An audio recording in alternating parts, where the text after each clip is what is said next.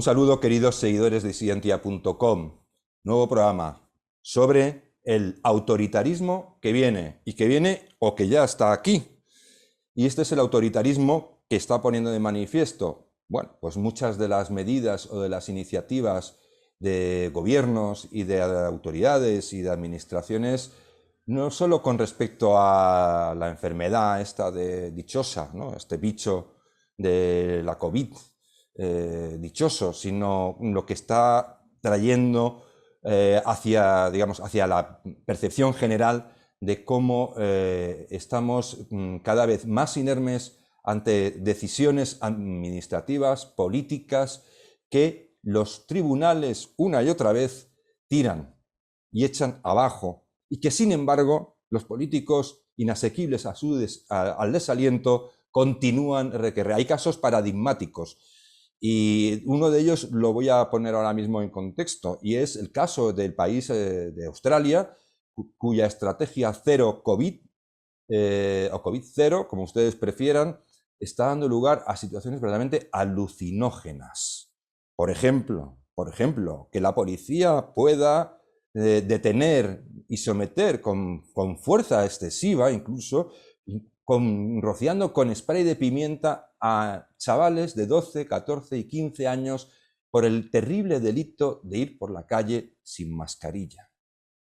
O que se puedan ahora, tal y como parece que pretende hacer el gobierno australiano, un gobierno cuyo primer ministro es el líder del Partido Liberal, sí, del Partido Liberal, de encerrar a comunidades enteras, barrios o distritos o comunidades, apartamentos, ¿no? Bloques de apartamentos donde la incidencia del virus esté por encima de un determinado nivel. Esto como en Wuhan, en China, al principio de la crisis, que todavía, siendo China y no sabiendo el índice de mortalidad del bicho, pues podíamos no entender ni justificar, pero sí, en algún sentido, pues hombre, la histeria y el pavor puede llevar a cometer determinado tipo de excesos. Pero ahora mismo, con lo que se sabe, en un país como Australia, pero no solo es Australia, es que son otros países, incluso aquí en España, que ahora lo vamos a ver. Y para eso tengo como invitado a Javier Torrox, que es periodista, filólogo y, bueno, analista político, y con un libro que siempre se lo voy a recomendar, que es Golpe a la Nación, que es un auténtico diario documentado de todo el proceso de Asonada en Cataluña. Es un libro muy minucioso. Yo se lo recomiendo siempre. Pues nada, Javier, gracias por estar conmigo en este programa. Hola Javier, muchas gracias a ti por tu invitación. Pues nada, lo que te comento, ¿qué te parece a ti que en un país democrático, una sociedad desarrollada, avanzada, donde se supone que los derechos civiles son el pilar fundamental del modelo político, pues pueda la policía, por una orden gubernamental, pues reducir con suma violencia, con extrema violencia, a niños de 12, de 13, 14 años por el terrible delito de ir sin mascarilla por la calle? Bueno, es algo absolutamente impensable que hace tan solo 4 o 5 años pudiéramos haber pensado que algo así pudiera llegar a suceder. No acaba de estar claro cuál es el propósito de estos gobiernos supuestamente liberales en sistemas supuestamente liberales, qué razones empujan a estos gobiernos a tomar estas decisiones totalmente desquiciadas, autoritarias, en las que violentan y lo hacen de una forma violenta. De por sí no solo violan los derechos, sino que lo hacen haciendo un uso excesivo de la fuerza, como ha sucedido con estas imágenes que hemos podido contemplar todos, a las que hacía referencia anteriormente en la presentación, en las que unos chavales, por el mero hecho de ir sin mascarilla por la calle, son asediados por la policía, empujados, maltratados y demás. ¿Qué persiguen estos gobiernos? Porque están tomando el control de todas las conductas de los ciudadanos. Podríamos decir, en otro tipo de circunstancias, un gobierno de corte totalitario previo o muy autoritario desde el momento de su elección, podríamos no sorprendernos, como decías antes, en China, por ejemplo, un país que es un régimen comunista de partido único, pues nos llevábamos las manos a la cabeza y nos sorprendíamos con aquellas imágenes del inicio de la epidemia en las que llegaban a tapiar las entradas a los edificios en los que sospechaban que pudiera haber gente contagiada del virus del coronavirus. Pero que esto se realice en naciones, en estados como Australia, como España, como Francia, como Alemania, donde no tenemos, los gobiernos no han sido elegidos como unos gobiernos totalitarios o autoritarios, sino que existe el convencimiento general de que se trata de gobiernos de corte más o menos liberal, en los que están garantizados los derechos de los ciudadanos y la tutela judicial de esos derechos. ¿Qué lleva a esos gobiernos a tomar esas medidas? Yo creo que eso es lo principal que deberíamos preguntarnos. ¿Qué empuja a esos gobiernos a tomar esas medidas? ¿Qué beneficio están obteniendo? Es evidente que la pretensión que señalabas antes de COVID-0, esa política de COVID-0 en Australia, es absolutamente imposible. Es inalcanzable. No existe ningún lugar libre de enfermedades. A lo largo de la historia se pudo llegar a erradicar enfermedades. La viruela, creo que alguna más, que no recuerdo en este momento cuál es, pero eso se ha producido a lo largo de siglos. Pretender en la actualidad erradicar un virus que acaba de ser descubierto y pretender erradicarlo de forma fulminante en cuestión de meses es algo absolutamente absurdo. Hombre, puedes conseguirlo, evidentemente. Si liquidas a toda tu población, la exterminas, evidentemente el virus habrá sido exterminado. Pero no es ese el objetivo de un gobierno. El objetivo de un gobierno es tomar las medidas necesarias para defender los derechos y libertades de sus ciudadanos, no conculcarlos con cualquier excusa, sea esta sanitaria, económica o de cualquier otro tipo. No, y la cuestión es lo de erradicar ese virus, que ya se ha propagado a nivel global, es absolutamente... si hubo alguna ventana de oportunidad para erradicarlo en su momento, esa ventana se cerró. Es decir, ahora el virus estará pues, mutando, lo que sea, y estará pues, como está la gripe y como están otros coronavirus que forman parte, por ejemplo, de los catarros comunes. Es decir, un montón de... Hay unos cuantos, ¿no?, que se tiene conocimiento de que existen y los soportamos y convivimos con ellos y hacemos lo que podemos y ya está, ¿no? Es decir, no hay más. Pero pretender que, como dices tú, una sociedad esté libre de virus, pues hombre, cuando esos virus tienen una localización, no están localizados, es decir, no hay un foco muy concreto, sino que se ha expandido a nivel global y que forma parte de la realidad del planeta Tierra. Es decir, es absolutamente delirante y sin embargo esa es la intención que se ha prestado. Y la pregunta que hacías tú, que es la pregunta del millón, ¿qué empuja a los gobiernos a actuar de una forma tan irracional? Porque alguien lo podrá vender como algo racional, ¿no? Pero diciendo, hay quien dice que en Australia, al fin y al cabo, solo han tenido 1000 fallecimientos. Pues es muy pronto para decir las consecuencias que puede tener una política tan agresiva, tan disociada de la realidad de lo que es un virus global y los costes humanos, no solo humanos, materiales, psicológicos, tal, a medio y largo plazo de un abuso de autoridad tan flagrante y las consecuencias que hablábamos también fuera de micrófono, lo que se llama deuda inmunitaria, ¿no? La deuda inmunitaria que te estás generando por intentar vivir al margen del mundo real, ¿no? Es decir, vivir en una burbuja, que también lo comentábamos, que es una de las tendencias de la modernidad, ¿no? Es mantener una asepsia cada vez mayor respecto de nuestro contacto con el mundo, ¿no? De los niños, ¿no? Sobre todo los niños.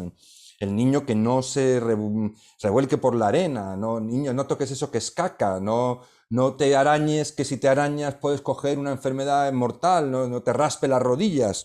No, tal, es decir, precisamente la capacidad de inmunidad de las anteriores generaciones, que era, a la vista está de que eran mucho menos propensas a alergias, en alguna medida tendría que ver, seguro, y es lo que dicen muchos expertos, pues con ese contacto, digamos, con aquellos potenciales patógenos, ¿no? Es decir, esa inmunidad que se va adquiriendo con el tiempo. Pero esto es una metáfora muy interesante de sociedades, por ejemplo, ya termino, de sociedades que quieren vivir al margen del mundo, del peligro del mundo real. Y se construyen una especie de sueño, ¿no? Una especie de quimera en la que a través del control político y de los ingenieros sociales y de los expertos y de los técnicos y demás, pueden construir un Estado que mantenga fuera de sus fronteras cualquier amenaza o cualquier peligro del día a día de un mundo que es lo que es y que no se va a poder cambiar. Es decir, salvo que tú quieras vivir al margen del mundo, que es lo que intentan ellos. La pregunta es esa, la pregunta del millón. ¿Cómo? ¿Por qué? ¿Por qué? Y sobre todo la otra pregunta del millón. Me llamó mucho la atención que en Australia, pese a todo este tipo de disparates y muchos más que se están cometiendo, apenas unos cientos de ciudadanos se manifestaran en Melbourne. La sociedad parece que o se ha acostumbrado a vivir aislada, que también eso es otra cosa que uno de nuestros compañeros en Disidencia lo sacó en un buen artículo, Dante, que es una sociedad que ya venía previamente de un aislamiento individual, estamos cada vez más desconectados los unos de los otros, un mundo muy virtual, de muchas relaciones virtuales, pero de cada vez menos roce con el mundo, más separación de unas personas con respecto a otras, más aislamiento y quizá el miedo, ¿no? Sí, sí, hay un miedo extendido en toda la sociedad occidental, miedo que se ha fomentado desde todos los gobiernos con la cooperación de los grandes medios de comunicación en estas gigantescas campañas publicitarias que se han realizado en este último año y medio para aterrorizar a la población acerca de la posibilidad de que puedan contagiarse de un virus con el que pudieran entrar en una situación de gravedad para su salud o incluso desencadenar un fallecimiento. Claro, es como si de repente esto fuera una novedad, como si nunca en el pasado las personas hubieran enfermado y hubieran muerto. Todos estamos condenados a enfermar tarde o temprano de una u otra enfermedad y sin duda alguna todos estamos condenados a morir, porque la muerte forma parte de la vida. Sin embargo, nos están creando la ilusión de que la felicidad absoluta, el mundo feliz de Aldous Huxley, es posible, que es factible, que está al alcance de la mano y que no tenemos más que obedecer. Tenemos que obedecer. Y así es como se están generando este autoritarismo en todos los gobiernos occidentales. Está creciendo este autoritarismo que como hablábamos al inicio de nuestra charla, aún fuera de micrófono, no llega a ser a un totalitarismo o ni tan siquiera quizá totalitarismo blando, pero sí que se está desarrollando ya un autoritarismo en el que, por un lado, da la impresión de que las decisiones de la autoridad han dejado de ser apelables, ya son los medios de comunicación las dan por inapelables. Ha decidido el gobierno, ya sea nacional, ya sea regional, ha tomado una decisión y como es por nuestro bien, no hay que apelar contra esa decisión. Tenemos que aceptar la decisión porque es por nuestro bien, es por nuestra salud y rebelarnos contra esa decisión, pues es atentar no solo contra la propia vida, sino contra la vida de los demás. Y entonces llega el vecino que desde el balcón te señala y te dice: tú estás atentando contra mi vida porque estás paseando al perro 5 minutos más de lo debido, como sucedió hace cosa de un año aquí en España. El autoritarismo es también abuso de poder y lo más grave que se está produciendo desde mi punto de vista de por qué se está extendiendo este autoritarismo en todos los países occidentales y que son regímenes que, si bien no absolutamente democráticos desde el punto de vista de la elección directa del gobierno de forma separada de la elección directa de los representantes políticos, pero sí que tienen un cierto corte liberal. Desde mi punto de vista, lo que está incrementando, ayudando y fomentando al aumento de este autoritarismo por parte de los gobiernos es que las instituciones que tienen encomendada el cuestionamiento de las acciones del poder político, del poder ejecutivo, no están reaccionando. o han empezado a reaccionar bastante tarde, de forma no coordinada y hasta titubeante, porque unos sí reaccionan, otros no. Estoy hablando del Poder Judicial. Nos estamos viendo en situaciones en las que los gobiernos autonómicos están tomando en estos momentos decisiones que el Tribunal Constitucional ya ha declarado inconstitucionales y aún así siguen tomando esas decisiones y apelan a la justicia esperando que la justicia les dé la razón, aun después de que el Tribunal Constitucional haya dicho que no. Y esto no está teniendo consecuencias. Los gobiernos están intentando implantar conductas contrarias a la Constitución de forma ilegal y no tiene consecuencias. ¿Qué está sucediendo entonces? Porque debería tener consecuencias. Que un actor político, un dirigente político, el presidente de una comunidad autónoma, decida unilateralmente limitar la libertad de circulación de un ciudadano, bueno, no de uno, de todos los ciudadanos que viven en su comunidad autónoma. El Tribunal Constitucional ya ha dicho que eso es ilegal, incluso con un estado de alarma, y sin embargo siguen declarando toques de queda y no hay consecuencias penales. ¿Cómo es eso posible? ¿Cómo es posible que un señor se arrogue la capacidad de detener ilegalmente en sus domicilios a todos los ciudadanos y que eso no tenga consecuencias penales? Bueno, no solo penales, es que no las hay ni siquiera políticas, porque Ni antes de tan las siquiera penales debería políticas. haber, es decir, aquellos presidentes autonómicos que han tomado ese tipo de decisiones y las han echado, vamos, no las han considerado acordes a derecho y procedentes y las han desestimado los tribunales, deberían dimitir inmediatamente, porque esto no es hablar de que me he equivocado en algún pequeño, no sé, pues un reglamento que no hemos redactado bien, que tiene unos fallos jurídicos técnicos y demás. No, no, es que usted se ha tirado contra los derechos fundamentales en plancha, ha llegado al tribunal, le ha dicho, usted lo que está haciendo es una cosa que está completamente fuera de derecho, y el tío, o el que sea, ahí tan campante, no sé ya cuestiones de responsabilidades penales, es que responsabilidades políticas, es que no puedes seguir, te tienes que ir. El gobierno de la nación, el Tribunal Constitucional, le ha dicho, usted recluyó a 47 millones de ciudadanos en sus hogares de forma ilegal y a ellos, plin, les da igual. No, pero ¿sabes lo que No, ocurre? Y esa es la no hay segunda parte. consecuencias. La segunda parte que podemos comentar es esa idea que está de fondo de que en realidad los tribunales sobran. Es decir, que el Poder Judicial es un poder que además tiene aviesas intenciones, ¿m? Que compite con el Poder Ejecutivo, ¿m?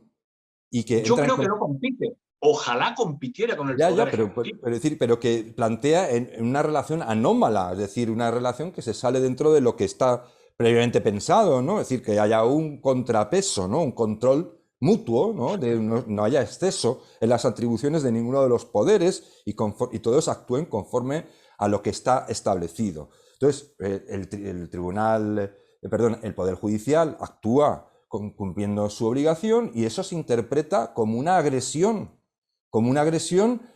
contra un poder que es indiscutible, que lo has dicho tú, es inapelable, que es el poder ejecutivo, es decir, el gobernante es un gobernante supremo.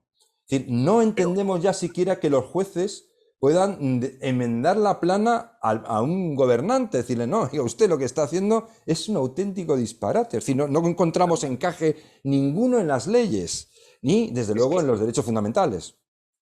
si nos encontramos en la situación de que se le reprocha a los tribunales de justicia que puedan derribar los actos políticos, los actos administrativos de los gobiernos, y se habla de que el Poder Judicial no se tiene que meter ahí, que tiene que dejar hacer a lo que el gobierno de turno considere oportuno, en tal caso, ante lo que nos encontramos es ante la justificación de la tiranía, porque el Poder Ejecutivo no va a estar sometido al Poder Judicial. No, lo que nos están señalando, el camino que nos está señalando este tipo de discurso es los tribunales de justicia están para realizar condenas penales para los ciudadanos comunes, no para los gobiernos. Los gobiernos, las decisiones de los gobiernos no tienen que estar sometidas a la ley y no tienen que estar sometidas a los tribunales de justicia. Claro, si nos encontramos ante esa situación y cuando el propio gobierno central viola la Constitución y eso no tiene consecuencias, ¿qué va a impedir que el gobierno vuelva a violar la Constitución? Nada. Absolutamente nada. Nada, desaparecen las salvaguardas.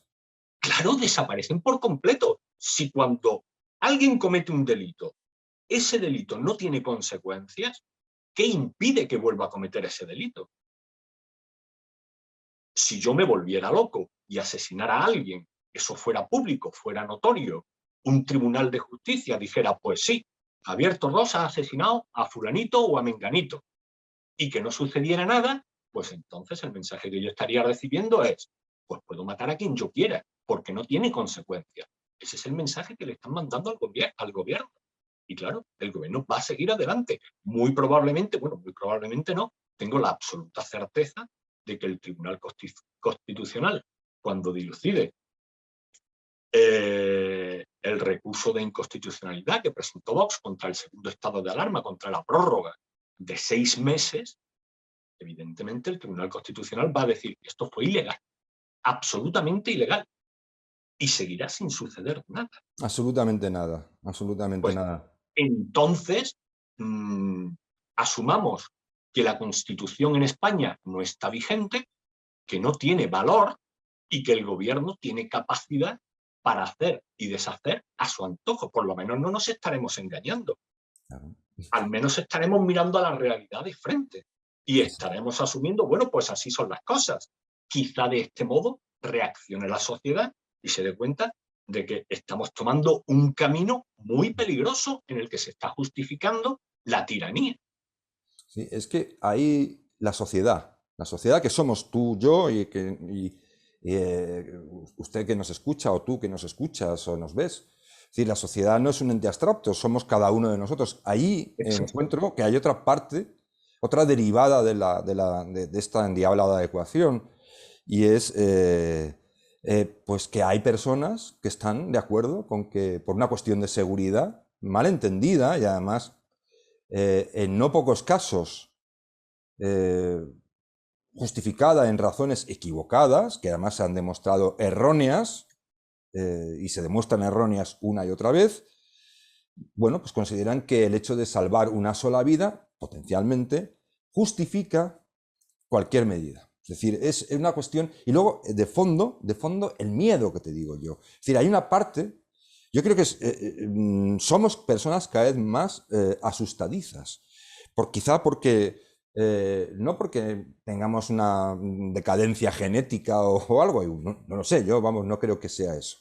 Pero sí porque estamos en sociedades, inmersos en sociedades cada vez más expensas a neurosis, sometidas a un constante estrés informativo, de que todo es una amenaza, de que todo es un gran peligro, de que los peligros se reproducen, las amenazas apocalípticas están por todas partes, todo el rato en los medios. Esto yo creo que sí genera, es un bombardeo que en un momento dado, pues, oye, genera un estrés del que igual no eres consciente, porque lo percibes, es como un goteo constante y igual no eres consciente, pero sí creo que va influyendo y va ablandando pues la propia psique de la persona, que al final, sin darse cuenta, se vuelve temerosa, se vuelve asustadiza, tenemos más neurosis, tenemos miedo hasta de nuestra sombra, y entonces, en base a esa amenaza permanente, a ese mundo peligroso que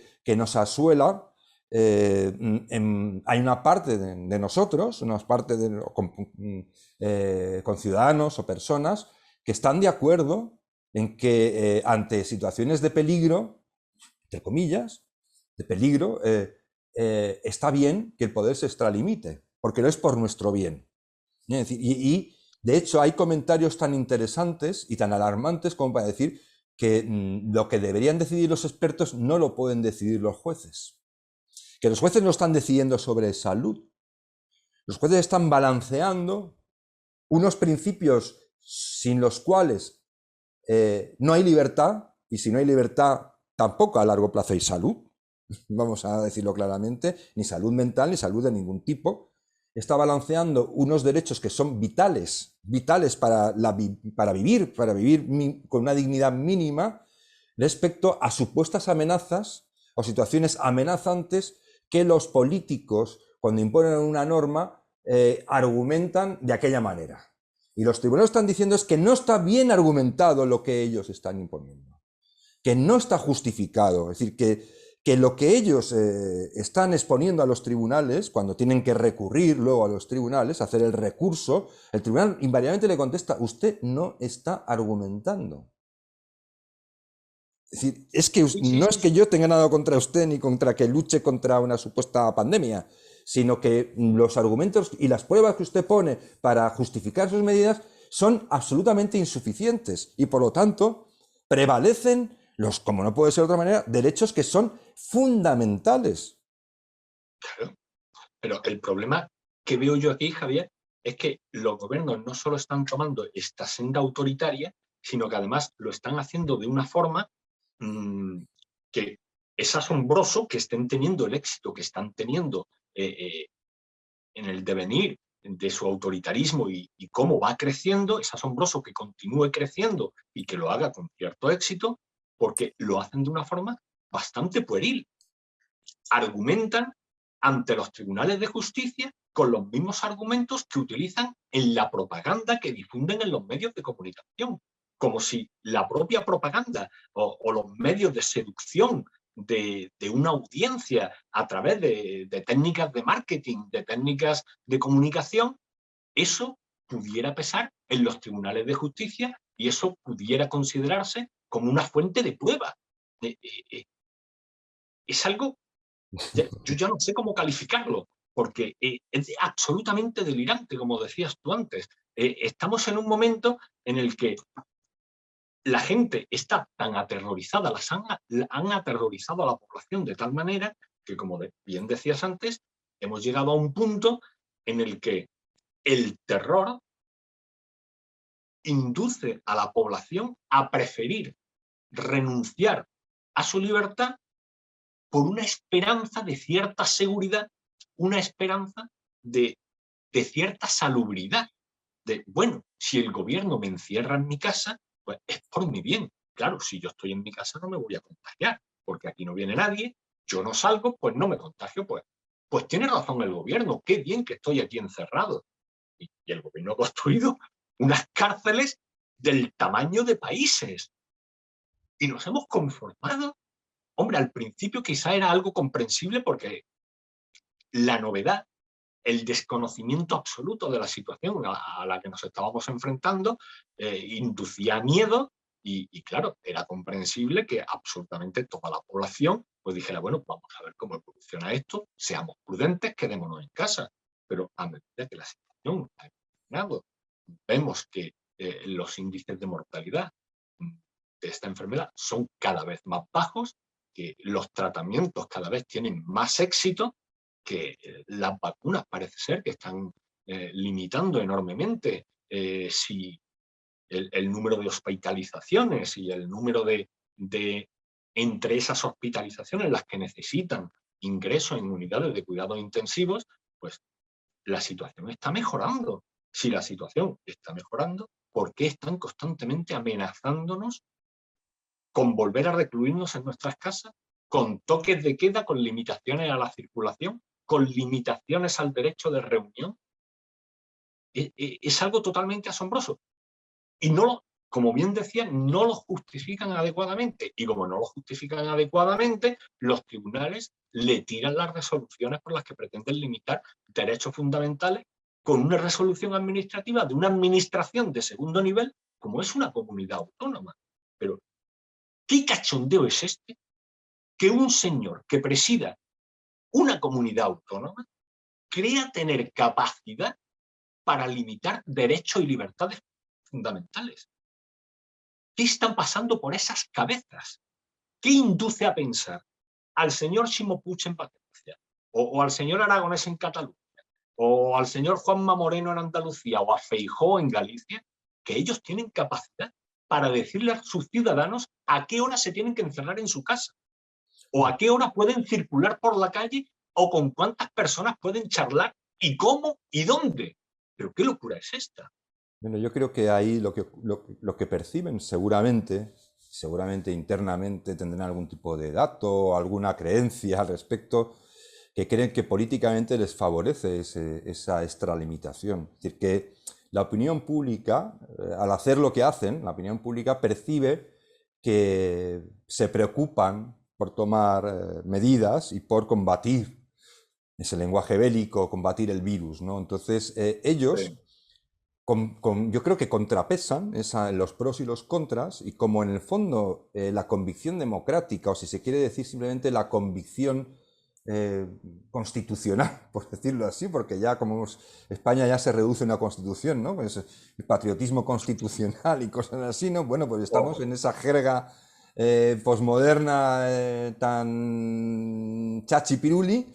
Pues ellos perciben que, bueno, como todo lo demás importa una higa, lo que cuenta es poder trasladar al público sus buenas intenciones.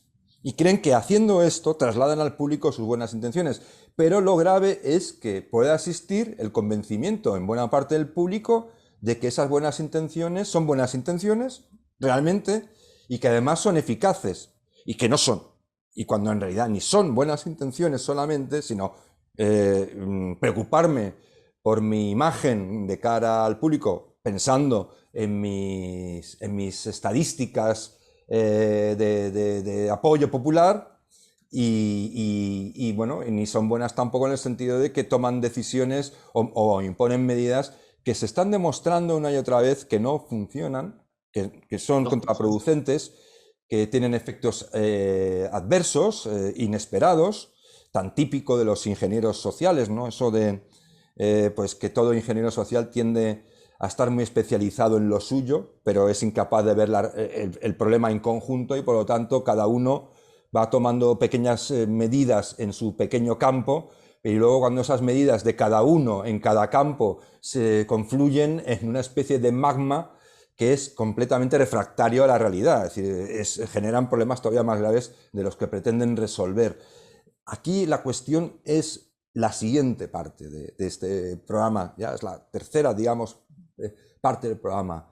En España no podemos presumir mucho ni sacar pecho, porque aquí los ingenieros sociales que hay o puede haber, pues la verdad es que son dejan en cuanto a su formación bastante que desear, pero incluso fuera, en otros lugares donde los ingenieros sociales están mejor acreditados, da igual, porque siguen equivocándose. Es decir, hay un problema, yo veo un problema por encima, lo que algunos han puesto ahora como el NOM, ¿no? El nuevo orden mundial y todo este tipo de cosas. Yo creo que lo que hay es una tendencia generalizada a excluir del debate público al hombre de a pie, a hombre o mujer de a pie, perdón, a las personas de a pie, y considerar que la mayoría de las decisiones, como ahora ya todo es política, no todo lo personal es político, incluso las cuestiones personales y privadas e íntimas, son asunto que las personas no podemos dirimir porque carecemos del conocimiento y la inteligencia y la formación necesaria, y es materia reservada de los expertos, de los ingenieros sociales. A mí me preocupa mucho esa deriva también. Es verdad que puede ser que la población en general haya sufrido una merma en su capacidad crítica, en su capacidad de entendimiento, no lo sé, generalizar siempre es malo, ¿no? Pero lo que sí es evidente es que también se produce ese efecto de quitar de en medio de la ecuación a la persona común, a las personas comunes, y que el asunto del mundo, de dirigir por dónde va a ir el mundo, es una cuestión limitada a esas personas que tienen las acreditaciones adecuadas. Entonces, esa ruptura entre la sociedad en general y una élite, entre comillas, bastante numerosa, por cierto, porque claro, todo el mundo quiere entrar, siempre sale a cuenta, ¿no? Estar en el lado de los que manejan los presupuestos y manejan las directivas y crean todo tipo de agendas, ¿no? Porque, hombre, que parte y reparte, pues reparte con los amigos y también se lleva su parte, ¿no? Pero también existe ese fenómeno que a su vez genera el fenómeno contrario, el efecto péndulo, de que hay personas que ante esa situación se sienten extremadamente alarmadas y empiezan a entender que hay una especie bueno, pues de conspiración mayúscula, terrible, y que es una profecía que aspira a cumplirse a sí misma, ¿no? De dominar el mundo, ¿no? Entonces, todo esto genera unos problemas, pero la cuestión de fondo, en la que te digo al principio, es esta traslación de cualquier asunto a una élite. Es decir, ya nosotros no tenemos, no estamos cualificados para opinar. A lo sumo podemos votar cada 4 años. En algunos países simplemente eso, en otros todavía hay quien puede llamar a un diputado de distrito y pedirle cuentas, pero en otros ni siquiera eso. Y dentro de poco me da la sensación de que tampoco, porque como votamos mal, pues igual dentro de poco nos exigen no solo, ¿cómo se llama?, el certificado COVID, sino un certificado de votante apto para votar. Pues no te extrañe que esté al llegar un nuevo tipo de voto censitario, porque lo que estás describiendo es algo que yo vengo llamando desde hace tiempo el nuevo antiguo régimen. Estamos retrocediendo al siglo XVIII. Estamos retrocediendo al antiguo régimen y a una situación en la que existe una serie de personas, una élite, en aquel momento eran los aristócratas, en este momento son las cúpulas y las élites de los distintos partidos políticos, que tienen una serie de privilegios con respecto al común de los ciudadanos.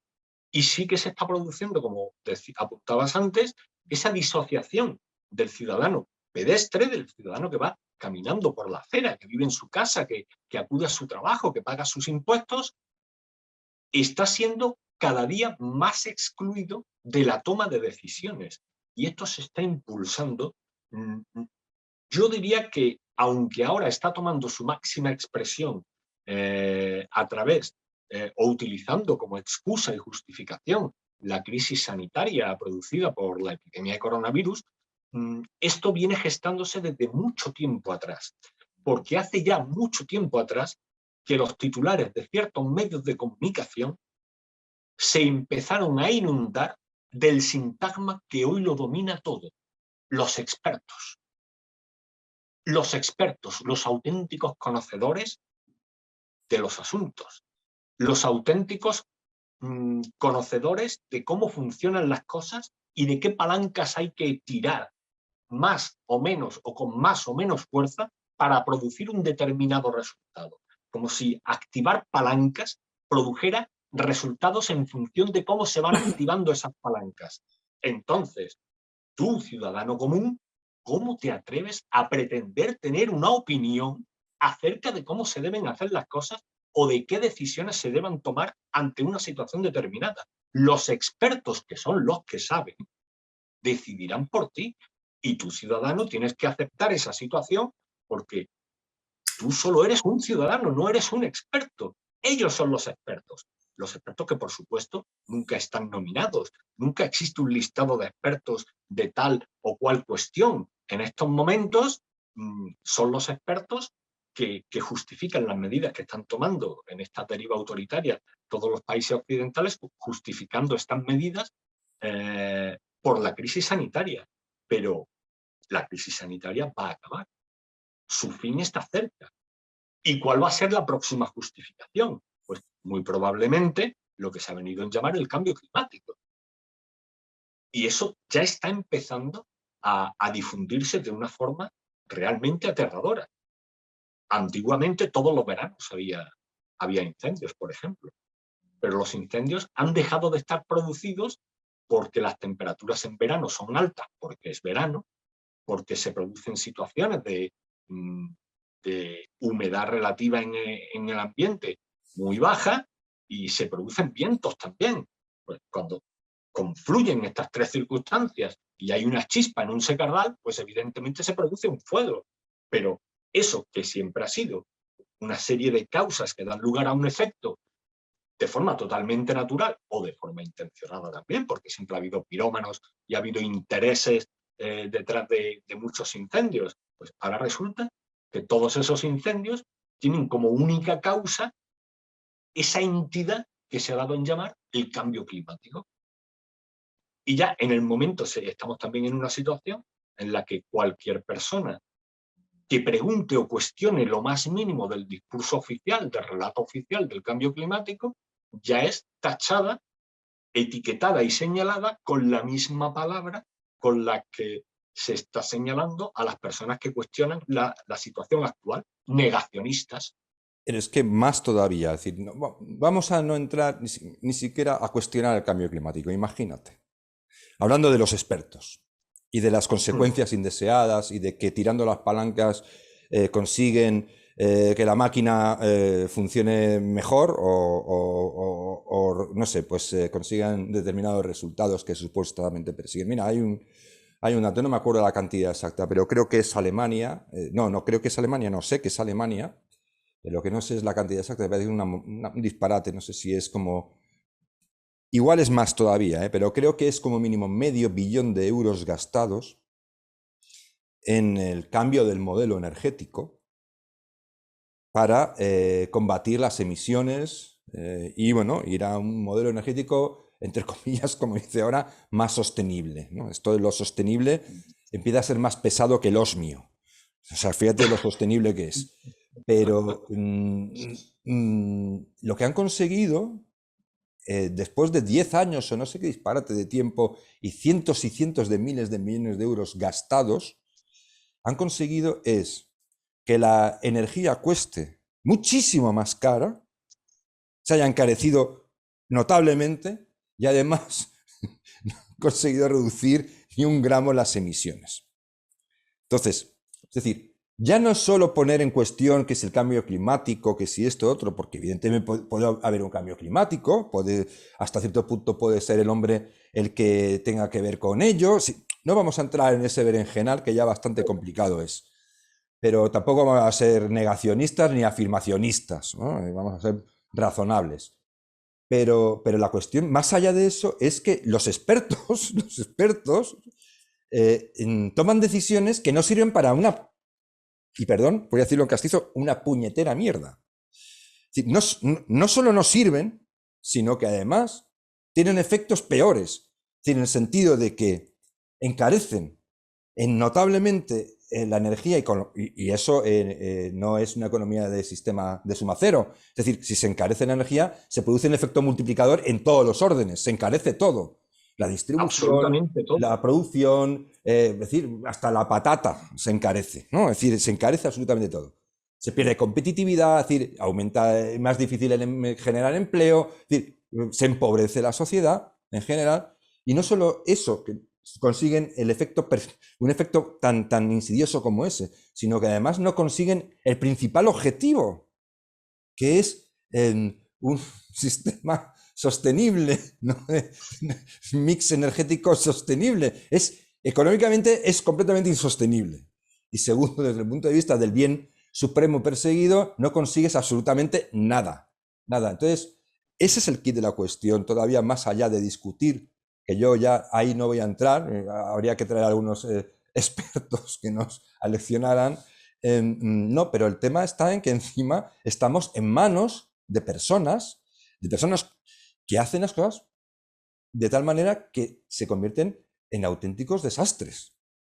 Esa es la cuestión que el ciudadano de a pie, con toda su ignorancia y su incompetencia, entre comillas, pues está observando. Es decir, que dan palos de ciego.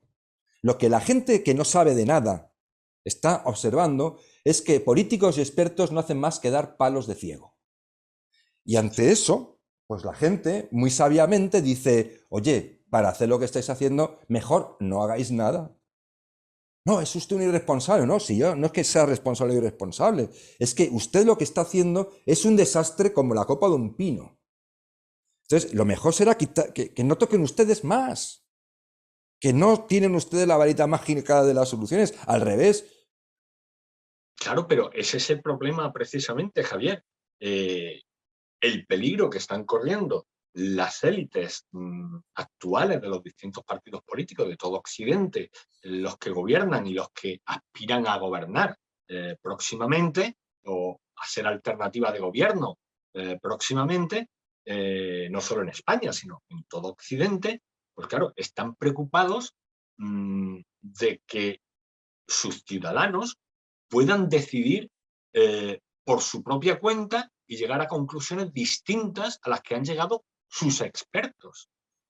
Y eso es lo que estábamos hablando antes de la disociación del ciudadano con respecto al proceso de toma de decisiones, de cómo cada vez el ciudadano está más lejos, no porque las instituciones hayan cambiado y la capacidad de acción del ciudadano haya cambiado, ¿no? Sigue siendo la misma. Lo que ha cambiado es el proceso de toma de decisiones.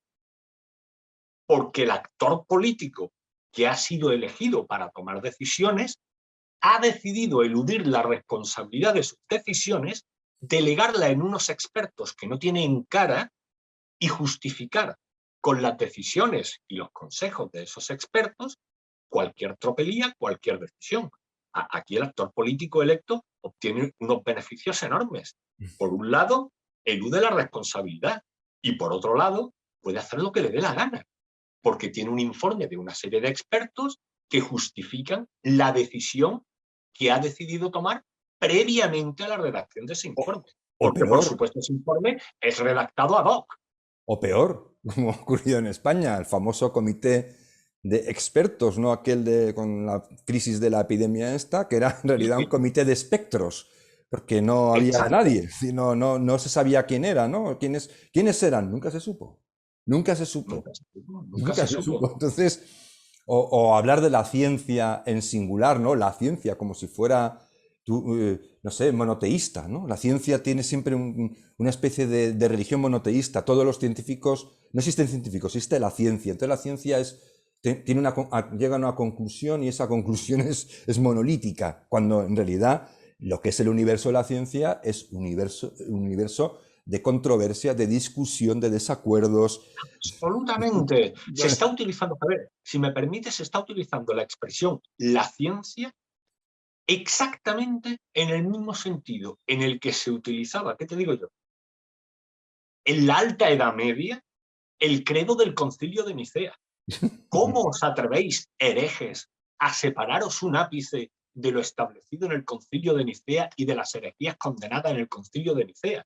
Quien quiera que sea parte de aquí es un hereje. Pues está sucediendo lo mismo con esa terminología de la ciencia lo dice, la ciencia afirma, ¿no? La ciencia ni dice ni afirma. La ciencia demuestra una serie de hechos, de acontecimientos que pueden ser probados empíricamente, hasta que llega otro acontecimiento u otro medio de prueba que lo desmiente. Claro, es provisional. Siempre se ha dicho que 2 más 2 es 4, siempre que no se demuestre otra cosa. Claro, Por ahora sigue siendo 4, pero siempre que no se demuestre otra cosa. Pero eso tampoco significa que haya que caer en un relativismo de que nada es verdad y que nada es cierto, ¿no? Lo que ocurre...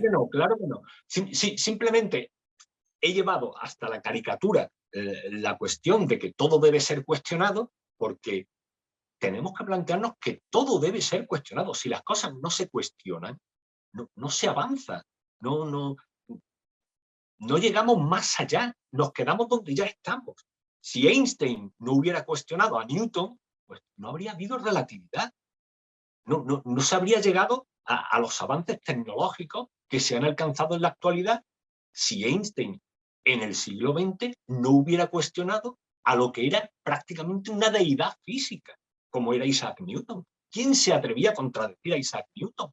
Absolutamente nadie. Y llega un chaval que trabaja en una pequeña oficina de patentes y cuestiona nada más y nada menos que a Newton. Y con éxito. Pues la ciencia es eso, pero claro, hay que demostrar las cosas. No basta con cuestionar gratuitamente, evidentemente. No, lo que hace falta es una cierta honestidad intelectual. Exacto. Y sobre todo asumida por todos. Por los políticos. Por todas las partes. Por los científicos que en un momento dado defienden determinada hipótesis. Por el público, que tiene que tomar no tomar partido, pero sí balancear lo que hay y hacerse una composición del lugar que, sin ser propia de un erudito, pues sea más o menos lógica y racional.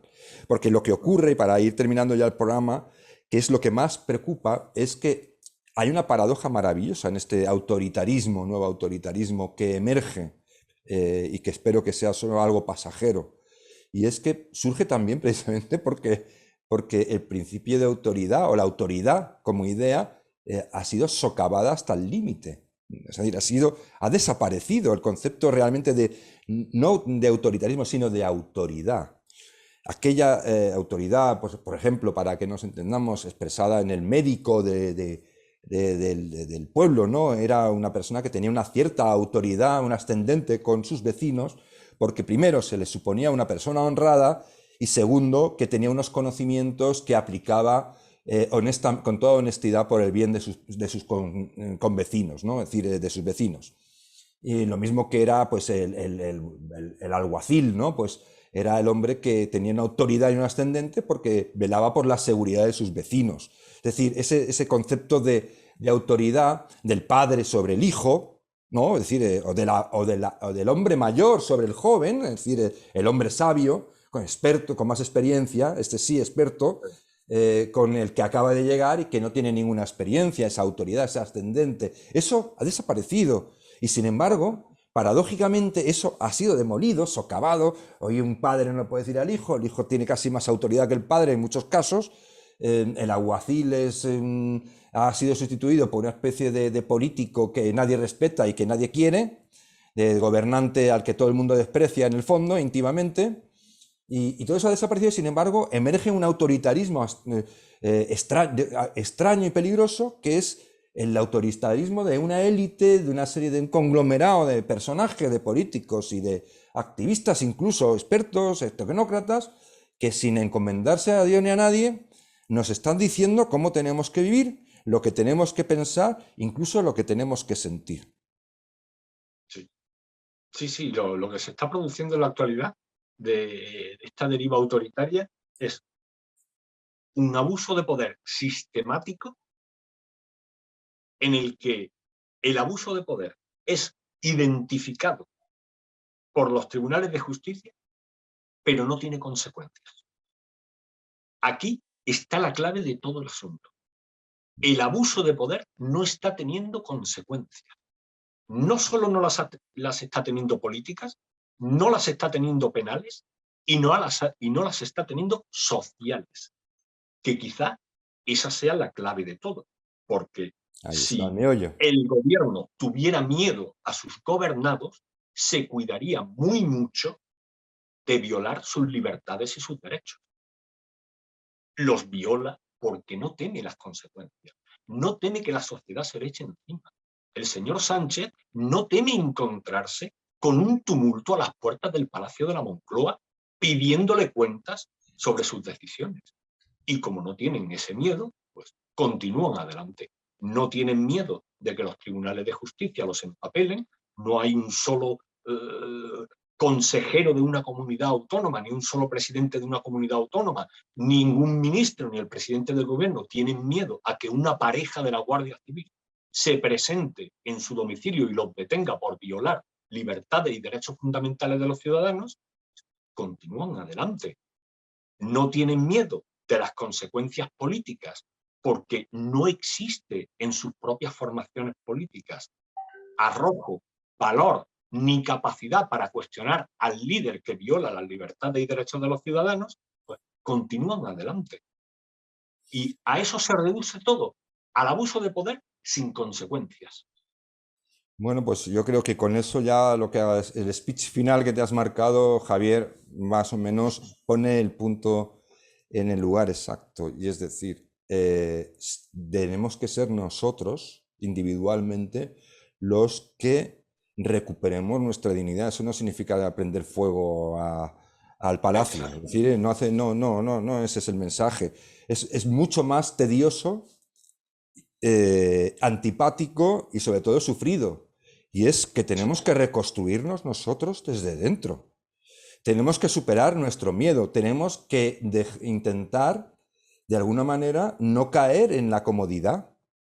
Esta comodidad en la que estamos instalados, en las que protestamos, pataleamos, tal, pero en realidad estamos en nuestra casa o en nuestro trabajo, en nuestro mundo, sin querer asumir nuestra responsabilidad individual individual, que no es solo individual en el sentido de individualismo absoluto, no, de responsabilidad con los demás. Sí. ¿Sí? Tenemos que Sí, defender nuestros derechos, porque defender nuestros derechos es defender los derechos de nuestro camarada, por decirlo así, de nuestro primo, de nuestro hermano, de nuestra madre, de nuestro padre, de nuestros hijos. Es decir, esta es la cuestión, y ahí es por donde hay que empezar. Porque todo lo que tú has explicado muy bien, esa caída en cascada, ¿no? Desde la no exigencia de responsabilidad política, no exigencia de responsabilidad penal, no exigencia por parte tampoco no hay un coste tampoco de la sociedad. La sociedad no pone ese coste. Pues quizás debemos empezar a ponerlo y a exigir mucho más. Y esa es la tarea más difícil, pero es la única, porque yo creo que el problema también está en la base. Pues muchísimas totalmente, gracias, totalmente. Javier. Yo creo que estos son los mensajes que podemos lanzar, que cada uno los valore particularmente a su criterio, con su conciencia, pero vale la pena que empecemos a replantearnos que las cosas hay que pelearlas a diario, hay que pelearlas de otra manera y además no esperar a que haya milagros ni momentos excepcionales que cambien el sentido de la historia. Las cosas, desgraciadamente, no funcionan así. Sí suele ocurrir que la historia y súbitamente puede cambiar, pero suele ser para peor. Suele ser, desgraciadamente, para peor. Muchísimas gracias, Javier, por participar conmigo en este programa. Muchas gracias a ti, Javier, por tu invitación. Y nada, pues lo dicho, y como siempre que me despido les digo, pues nada, que tengan una semana lo más llevadera posible y muchísimas gracias por estar ahí.